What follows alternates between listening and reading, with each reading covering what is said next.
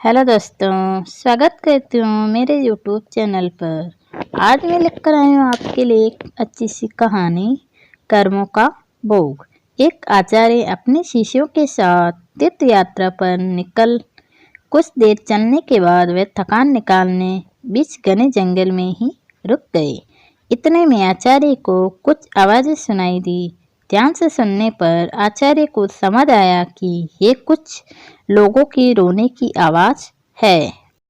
उन्होंने शिष्यों को बोला, बालकों सुनो, ये आवाज़ें कहाँ से आ रही है।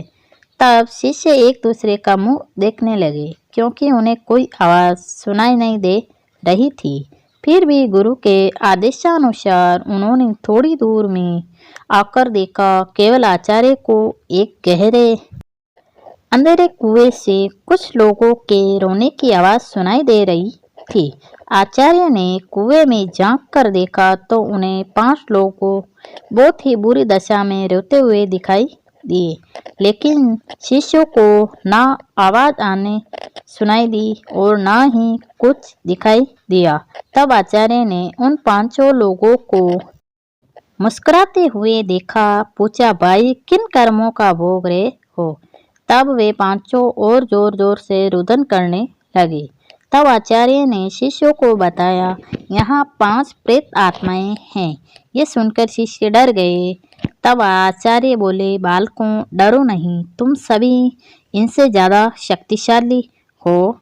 तुम कर्मों से महान हो। ये सभी आज अपनी पिछली करनी का भोग कर रहे हैं। आज के समय में इनसे दुर्बल कोई नहीं। तब शिष्य से पूछा, इन्होंने ऐसा क्या किया। तब पहली आत्मा ने उत्तर दिया कि वह पिछले जन्म में ब्राह्मण था, भिक्षा मांगता था, लेकिन उस भिक्षा का भोग विलास में खर्च करता था। दूसरे ने उत्तर दिया, वह क्षत्रिय था और अपनी शक्ति का दुरुपयोग निर्बल असहाय गरीबों पर करता था। तीसरे ने उत्तर दिया कि वो बनिया था, बस खुद के फायदे की सोचता था और हमेशा मिलावट करके सामान बेचता था, जिस कारण कई लोग मारे गए।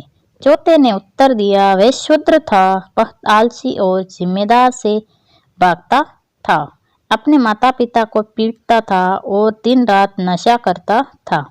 पांचवें ने उत्तर दिया, वह लेखक था, अश्लील कथाएं लिखता था।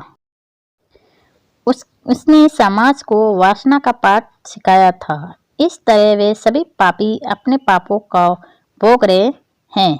उन्होंने आश्चर्य से निवेदन किया, आप गुरु हैं, आप दुनिया वालों को समझाइए कि बुराई का रास्ता क्षण की खुशी देता है, लेकिन इसका दंड कई जन्मों तक अंधकार भोगना पड़ता है। कहानी से शिक्षा, मनुष्यों को कर्मों का फल भोगना ही पड़ता है, फिर वो किसी भी जन्म में हो। कहते हैं कि जिस तरह ईश्वर है वैसे ही भूत भी होते हैं, लेकिन वे इतने दुर्बल होते हैं कि उतना कोई नहीं, जितना कष्ट में वो होते हैं उतना कोई नहीं। वह अपनी करनी का भोग करते हैं। क्षण की विलासिता कई जन्मों का डर बन जाती है। व्यक्ति कितना भी इतरा जाए, नियति उसके कर्मों का हिसाब रखती ही है। इसीलिए सदैव सन्मार्ग पर चलें। अगर गलती हुई भी है तो उसे सुधारें।